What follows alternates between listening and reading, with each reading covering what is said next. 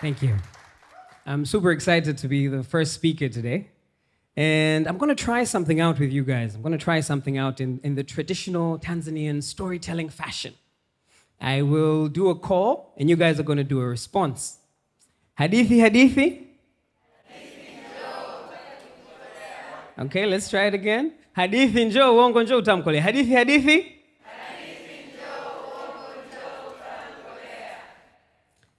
There's a saying that's famous in Swahili. It exists in English as well, but it's not quite as famous in English.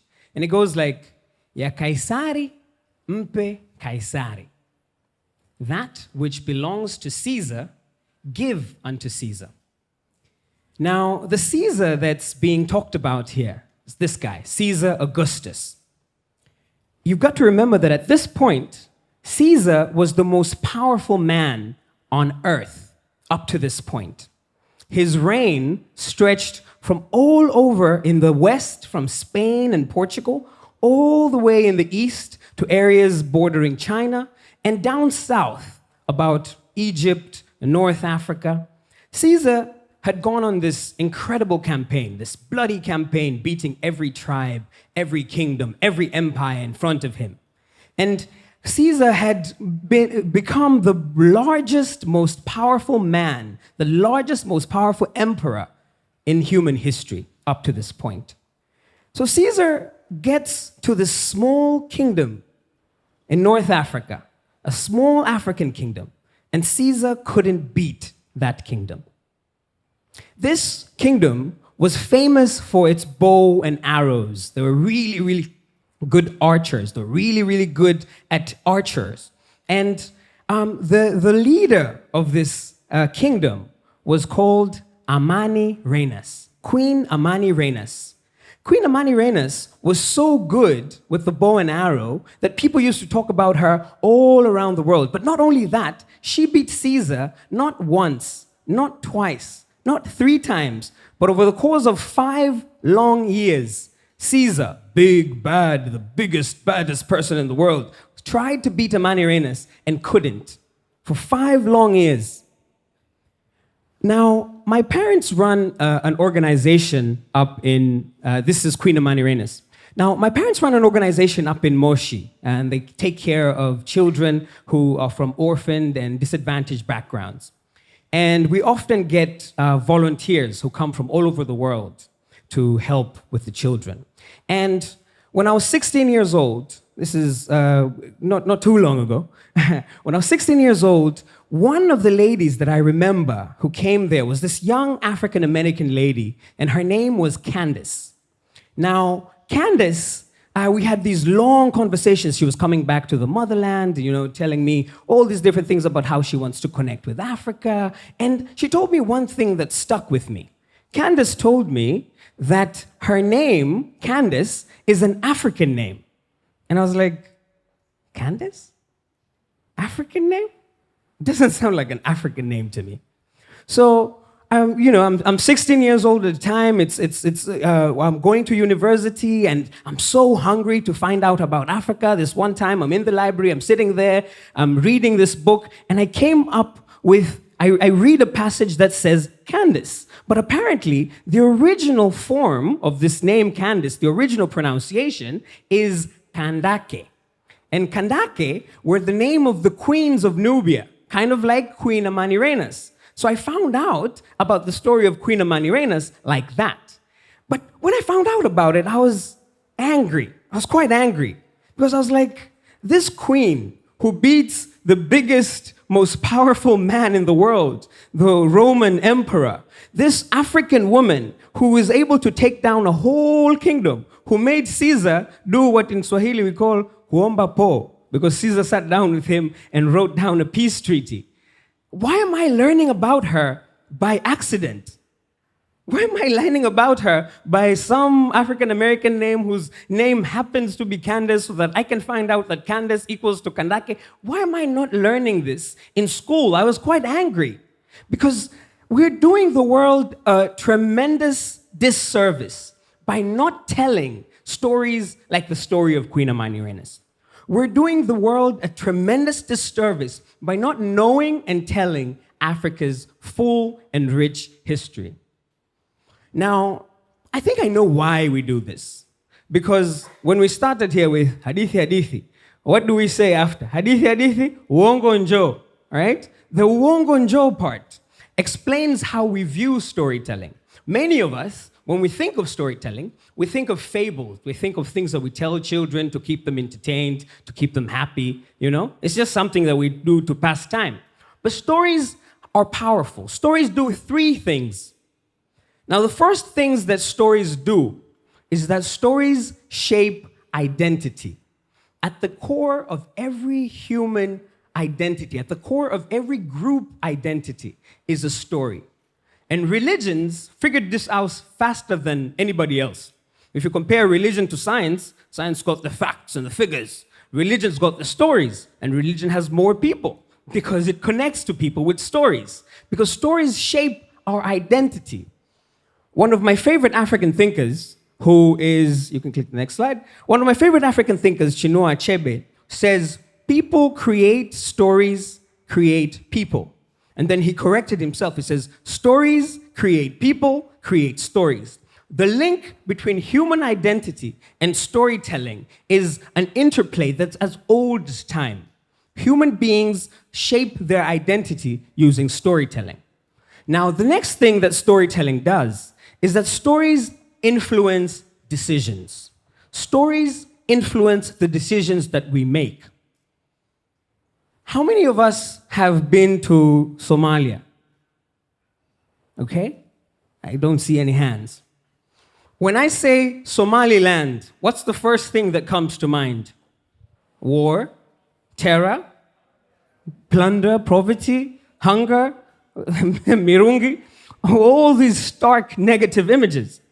Now, in 2017, I had the privilege of being selected as this thing called an East Africa Media Lab Fellow. And when I was an East Africa Media Lab Fellow, we were told that you could go to any country you want to go in the world, in Africa, any country that you want to go in Africa. You could select any country you want to go, we'll take you there. And everybody, you know, all the other fellows, they selected fancy places, you know, South Africa, Egypt, Rwanda, Ethiopia. And I selected Somaliland. Because I told myself that if I'm going to find the forgotten, untold stories, kind of like the one of Queen Amanirenas, if I'm going to find the stories of Africa that are not told, I should go where no one else would be going. Because the thing is, I got to Somaliland, and I went there during a time that you wouldn't think somebody should go to Somaliland. I went there during the election season. And what I found on the ground is that the reality was so different. I went there during the elections, and the elections were not just peaceful, they were the first elections in the world to use iris scanning technology to track voters. And so I was like, why is the story of Somaliland pirates? Why is the story of Somaliland not iris scanning technology? Why is the story of Somaliland a war? Why isn't it that they have peaceful elections with iris scanning technology, first in the world? And the thing is, when you think about Somaliland, it's kind of like a microcosm of Africa. Because these things that we think of about Somaliland, that in this room we've said war, terror, poverty, those are the things that people think about Africa at large. But the reality on the ground is different. And we are doing the world a tremendous disservice by not telling the full, rich story of the iris scanning technology in Somaliland. We are doing the world a disservice by not telling the full, rich story of Africa at large. Now, the third thing that stories do, which in fact I think is the most basic, most foundational thing that stories do, is that stories help us make sense of the world. That's the most basic, most foundational thing that stories do. They help us make sense of the world. How many of us were alive in 1961? This picture of Mwalimu Nyerere, independence. I can't actually see any hands. There's one here, which is not too true. So none of us were alive in 1961, but all of us have accepted the story of Mwalimu Nyerere being our leader and getting us to independence. That's how we make sense of the world.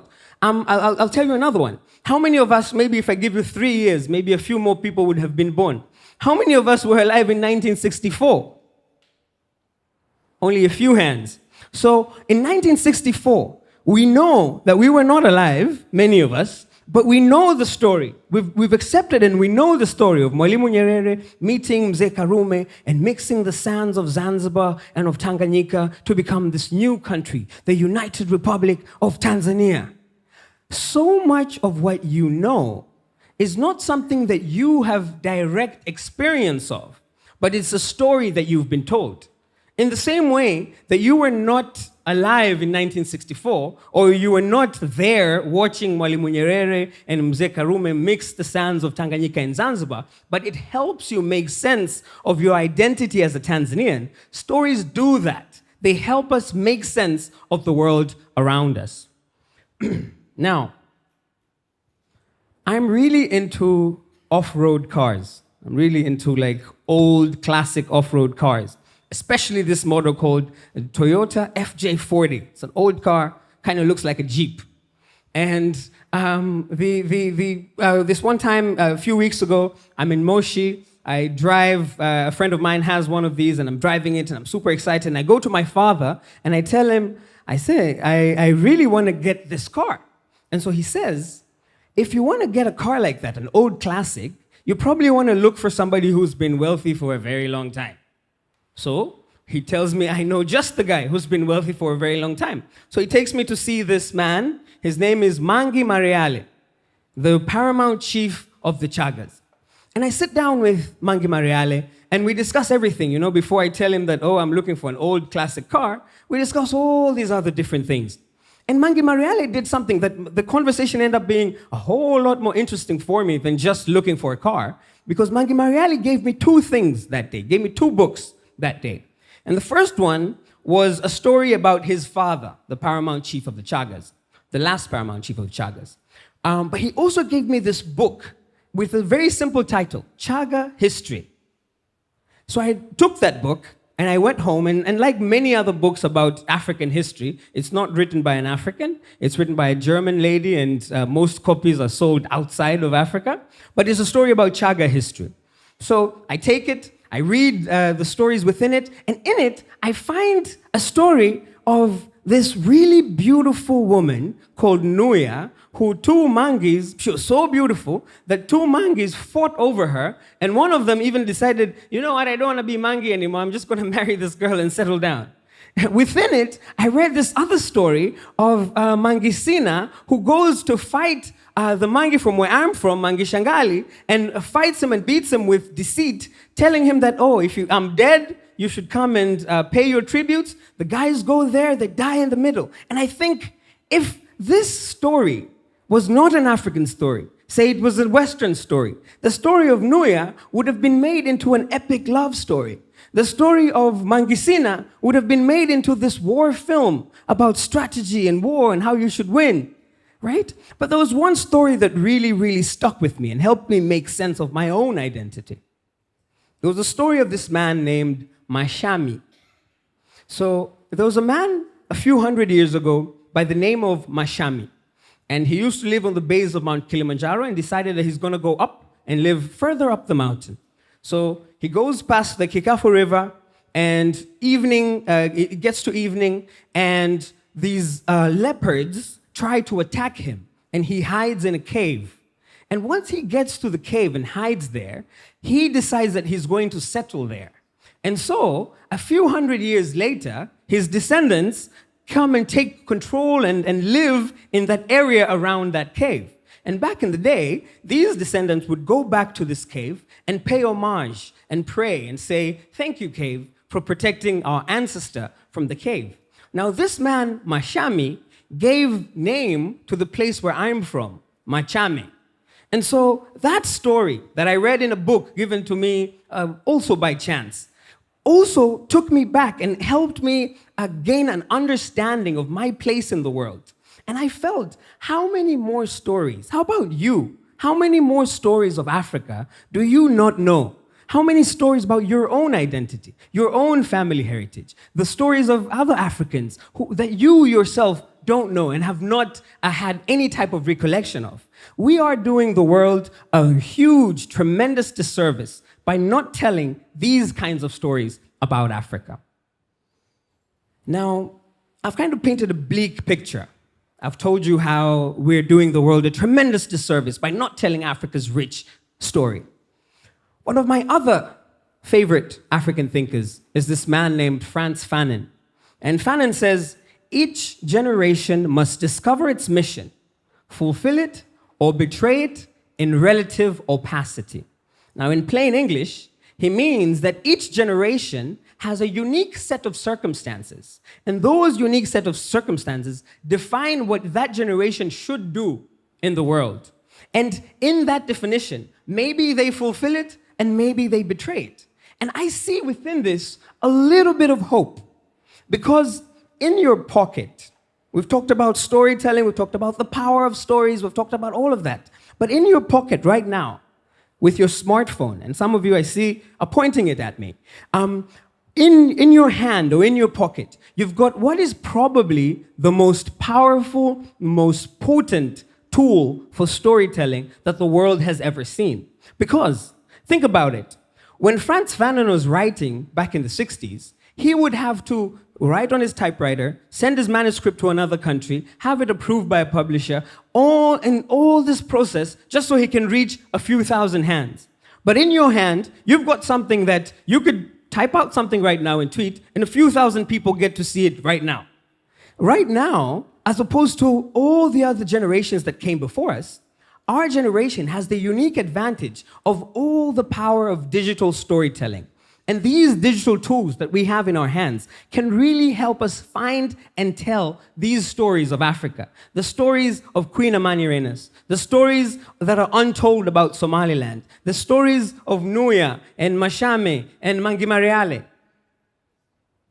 Because the thing is, stories don't tell themselves. Stories are powerful. We've talked about how stories shape our identity. Stories influence the decisions that we make. Stories help us make sense of the world. But stories are not going to tell themselves. You need to pick up your phone and find your own personal story. Go out there and say, I'm going to look for an untold story of Africa. I'm going to share the story of Queen Amanirenas. Right after we did our rehearsal session, a gentleman told me, what was the name of that lady again? I want to go and find out more about her. It's your role to go and find these untold stories in Africa and tell them, because stories are not going to tell themselves. Stories need tellers. Asanteni san.